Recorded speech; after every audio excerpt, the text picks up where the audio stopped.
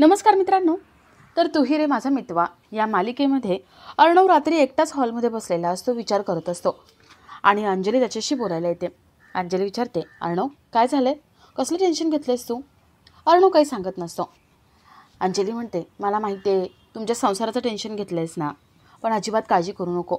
अरे या 2 दिवस तर झालेत लग्नाला, हळूहळू तुमचा संसार बहरेल, फुलेल, अगदी आमच्यासारखा होईल आणि तुमच्या दोघांमधले सगळे गैरसमज दूर होतील. पण मला एक सांग चिंटू, ईश्वरीने नेमकं कसलं टेन्शन घेतलंय?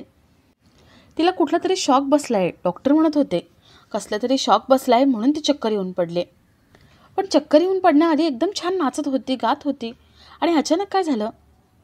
अर्णव म्हणतो, अगं ताई थकली असेल ती आणि त्यामुळे तिला चक्कर आली असेल. अंजली विचारते, चिंटू तुमच्या दोघांमध्ये काही वाद वगैरे तर झाले नाही ना?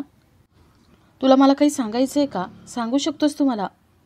अर्णवला राकेशचं बोलणं आठवतं. अर्णव म्हणतो, हो ताई मला सांगायचं आहे, तू फक्त स्वतःची आणि बाळाची काळजी घे, बाकी सगळी काळजी घ्यायला मी आहे. तुझ्या चेहऱ्यावरती स्माईल कायम असू देत. अंजली म्हणते, तुझ्या चेहऱ्यावर पण स्माईल तसंच राहू दे. पण चिंटू खरं खरं सांग, तुला ती आधीपासून आवडत होती ना? तू मला काही सांगितलं नव्हतंस ना? अर्णव म्हणतो, ताई गुड नाईट, आता जाऊन झोप. अंजली झोपायला निघून जाते. अर्णव मनात म्हणतो, ताई मी तुला काहीच सांगू शकत नाही, कारण मला तुझ्या चेहऱ्यावरच्या या स्माईलची काळजी आहे. तुला सगळं कळलं तर तुला खूप मोठा शॉक बसेल आणि त्यामुळे मी तुझ्याकडे काय मदत मागू? अर्णव टेन्शनमध्ये विचार करत तिथेच बसलेला असतो. तर इकडे अविनाश आपल्या रूममध्ये विचार करत असतो आणि वल्लरी त्याच्याकडे येते. वल्लरी म्हणते, आहो एक मी विचारू का, खरं खरं उत्तर द्याल का? अविनाश म्हणतो, मी नाही म्हटलं तरी तू काय विचारायची थांबणार आहेस का? विचार. वल्लरी म्हणते, आज जावई बापूंनी अचानक येऊन सगळ्यांना छान सरप्राईज दिलं. अविनाश म्हणतो, हो सरप्राईजच होतं ते, किती दिवसांनी परत आले ते. वल्लरी म्हणते, पण तुमच्या आणि अर्णवच्या चेहऱ्यावरती मला आनंद दिसला नाही, उलट मला तर तुम्ही दोघं टेन्शनमध्येच दिसलात. अविनाश म्हणतो, नाही गं तसं काही नाही आहे. वल्लरी म्हणते, नाही कसं? अहो किती घाईघाईने आलात तुम्ही आणि चेहऱ्यावर एवढं मोठं टेन्शन. जावई बापूंना बघून अगदी भूत बघितल्यासारखे चेहरे झाले होते तुमच्या दोघांचे. अविनाश म्हणतो, अगं ईश्वरी बेशुद्ध पडली होती आणि त्यामुळे आम्ही दोघं धावत आलो होतो. वल्लरी म्हणते, मी काय तुम्हाला चेहऱ्यावरून बावळट वाटते का? ईश्वरी बेशुद्ध पडण्याच्या आधीच तुम्ही तिथे आला होतात आणि एवढंच नाही, घरात एखादं मोठं संकट आल्यासारखं तुमचे चेहरे झाले होते. आता खरं खरं सांगा, काय कारण आहे? अविनाश म्हणतो, कारण नाही, गैरसमज आहे. अगं वल्लरी तुला गैरसमज होतोय. अगं घरामध्ये बायकांचा कार्यक्रम चालू असताना अचानक बाहेरून कोणीतरी आलेलं हे दिसताना जी काळजी चेहऱ्यावरती दिसायला हवी ती आणि तेवढीच काळजी चेहऱ्यावर दिसली. बाकी तुझ्या या कल्पनाशक्तीला माझा खरंच दंडवत प्रणाम आहे. वल्लरी रूममध्ये पाणी नाही ठेवलंस तू, थांब मी पाणी घेऊन आलो. अविनाश तिथून निघून जातो. इथे वल्लरी मनात म्हणते, तुम्ही कितीही लपवण्याचा प्रयत्न केलात ना तरी माझ्या नजरेतून कधीच काहीच सुटत नाही. जितकं तुम्ही सत्य लपवण्याचा प्रयत्न कराल तितकं ते सत्य माझ्या समोर येईल आणि माझ्यासमोर जे सत्य येणार त्या सत्याचं स्वागत ही वल्लरी एकदम दणक्यात करणार.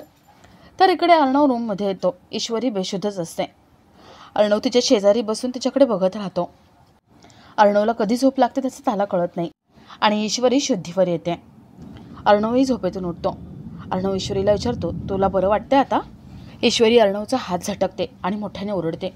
ईश्वरी म्हणते, हात नाही लावायचा मला, माझ्यापासून लांबच राहायचं. अर्णव विचारतो, काय झालंय? ईश्वरी म्हणते, तुम्ही आणि तुमच्या घरच्यांनी मिळून सगळ्यांनी मिळून माझा विश्वासघात केलाय.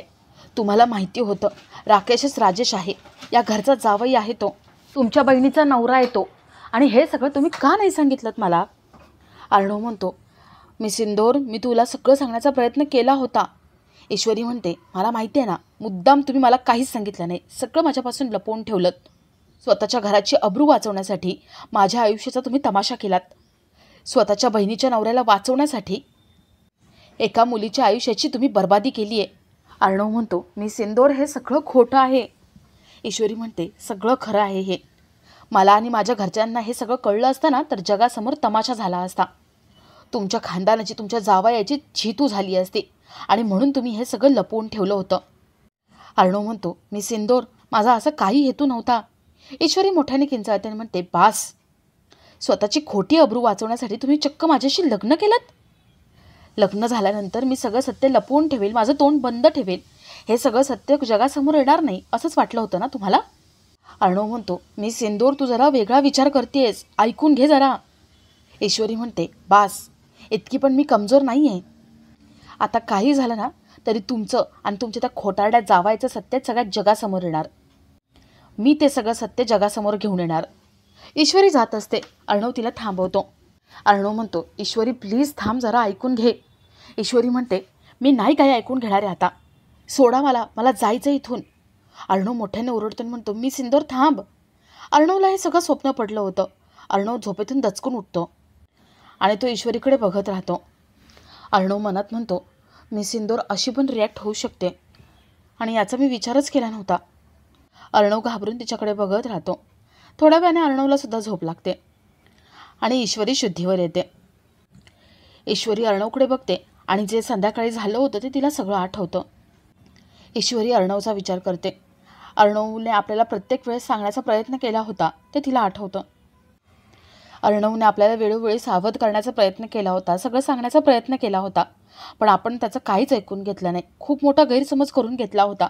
हे सगळं तिला आठवतं आणि तिला आपल्या वागण्याचा पश्चाताप होतो. ईश्वरीला आपली चूक कळलेली असते. ईश्वरी अर्णवच्या अंगावरती पांघरून घालते. ईश्वरी रूम बाहेर येते. राकेशने आपल्याला कसं जाळ्यात ओढलं होतं हे तिला सगळं पहिल्यापासून आठवतं. ईश्वरी किचनमध्ये जाते आणि पाणी पिते. तिला जाणवतं की कोणीतरी आपल्याला बघते. ईश्वरी खूप घाबरते आणि ती वर जात असते. तेवढ्यात दरवाजा अचानक उघडतो. ईश्वरी मनात म्हणते, अचानक दरवाजा कसं काय उघडला आणि तेही इतक्या रात्री?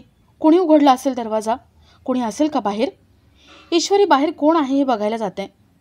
तिला कोणीच दिसत नाही. ईश्वरी दरवाजा लावून घेते आणि मागे वळते. राकेश इथे येतो आणि ईश्वरीला भॉक करतो. ईश्वरी खूप घाबरते. राकेश म्हणतो, कशी घाबरली एक गोड मुलगी. ईश्वरीजी, त्या दिवशी तर तुम्ही लॉजमधून निसटलात आणि म्हणून मग तुमच्या मागे मागे मला घरात यावं लागलं. ईश्वरीजी, तुम्ही तर मला चुंबकासारखं खेचून घेतलंय. ईश्वरी, काय करू ग मी तुझं?